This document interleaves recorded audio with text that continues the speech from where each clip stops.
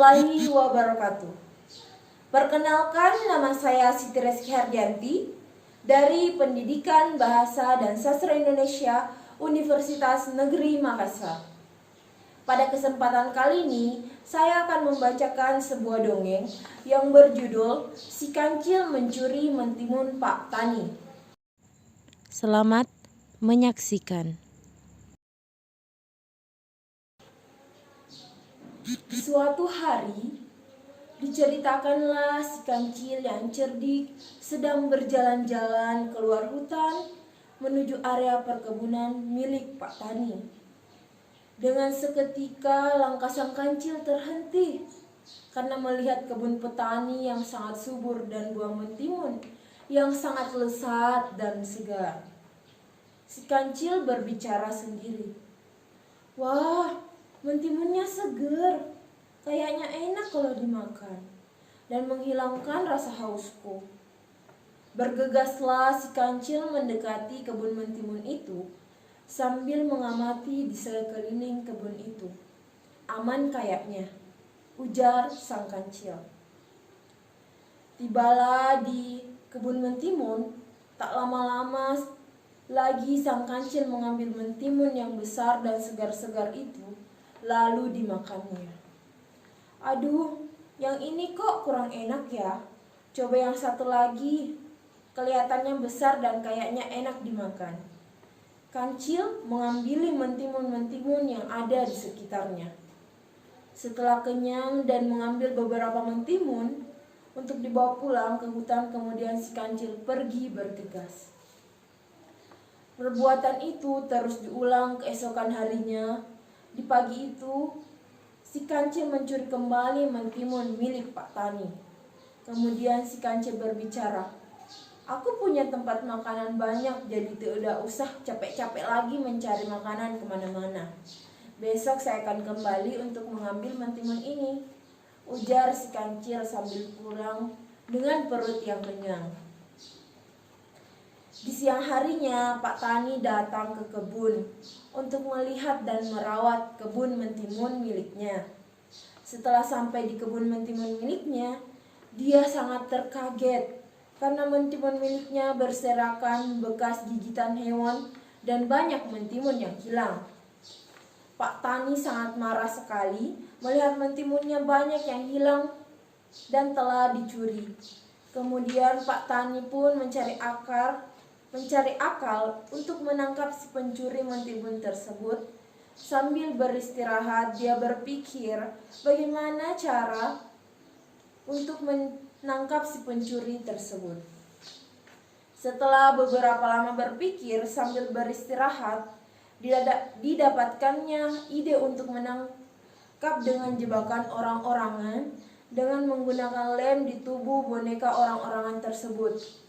Berbicara sendirilah Pak Tani, "Mudah-mudahan besok saya berhasil tangkap kamu pencuri mentimunku," ujar Pak Tani sambil kesal sendiri. Maka dibuatnya boneka orang-orangan tersebut.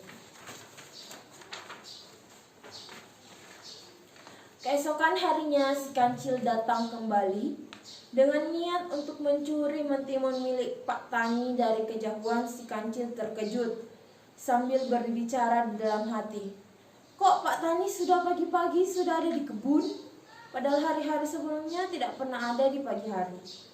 Gerutu si kancil sambil menyelinap di semak-semak untuk mengawasi Pak Tani tersebut sambil mendekatinya karena penasaran. Setelah mendekat di dalam semak, si kancil ketawa sendiri. "Emang saya bodoh, Pak Tani membuat boneka orang-orangan.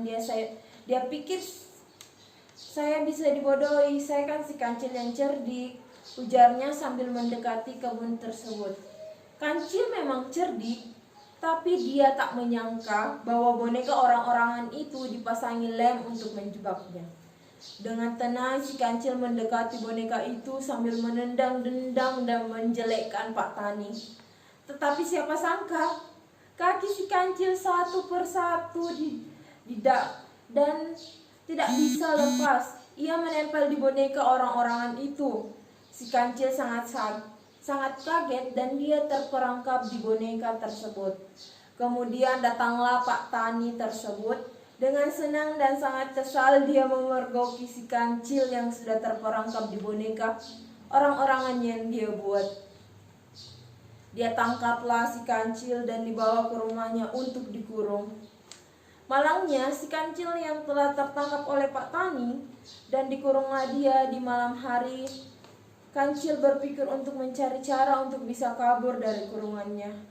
Si kancil yang cerdik kemudian mendapatkan cara untuk lolos dari kurungannya. Dan di malam itu si kancil dijaga oleh anjing milik Pak Tani dan dipanggillah si anjing tersebut. Si kancil memanggil si anjing untuk mendekatinya. Si kancil, sang anjing. Si anjing, ada apa kamu memanggilku? Jangan minta saya untuk melepas kamu dari kurungan itu, karena saya adalah anjing yang setia kepada Pak Tani, ujar si anjing tetap diam. Si kancil, siapa yang memintamu untuk mengeluarkan saya? Justru saya sangat senang ada di dalam kurungan ini. Si anjing, dasar kancil bodoh, dia senang dikurung. Tahu besok akan dibuat sembelih untuk dimasak. Si kancil, kamu salah anjing, saya dikurung bukan untuk disembelih, melainkan saya akan dibawa ke pesta oleh Pak Tani. Kamu bohong, kamu hanya mau menipu saya, jawab si anjing. Si kancil, ya sudah, kalau kamu tidak mau makan daging panggang di pesta itu, biar saya saja yang pergi, sambil tertawa mengejek. Si anjing sambil berpikir menebak-nebak dan sedikit demi sedikit terpengaruh dengan omongan si kancil, dan mendekatlah si anjing kepada kancil. Benarkah begitu? Besok kamu akan pergi ke pesta dengan Pak Tani? Bertanya sambil penasaran. Si kancil, benarlah anjing, sambil merayu si anjing. Masa saya berani membohongi kamu, anjing yang besar dan kuat? Si anjing dengan tidak sabar karena terayu oleh si kancil. Ya sudah, kalau begitu biar kita tukaran, saya yang di dalam dan kamu yang pergi jauh-jauh dari sini. Maka bertukarlah dan dibukakanlah kunci kurungannya oleh sang anjing. Setelah anjing masuk ke dalam, maka si kancil menguncinya kembali dan sambil dia lari dan ketawa-ketawa. Kamu tertipu anjing, sebenarnya omongan itu saya bohong. Berlarilah si kancil sambil berbahagia. Nah, itulah tadi dongeng si kancil mencuri mentimun Pak Tani. Adapun pesan moralnya, janganlah kita melakukan kejahatan, atau dalam dongeng ini yaitu mencuri. Karena sepandai-pandainya kita, suatu hari kejahatan kita akan ketahuan. Dan pesan yang kedua, janganlah berpikiran pendek. Berpikirlah sebelum melakukan perbuatan seperti yang dilakukan oleh si anjing. Sekian dari saya. Semoga teman-teman suka dengan dongeng saya. Wassalamualaikum warahmatullahi wabarakatuh.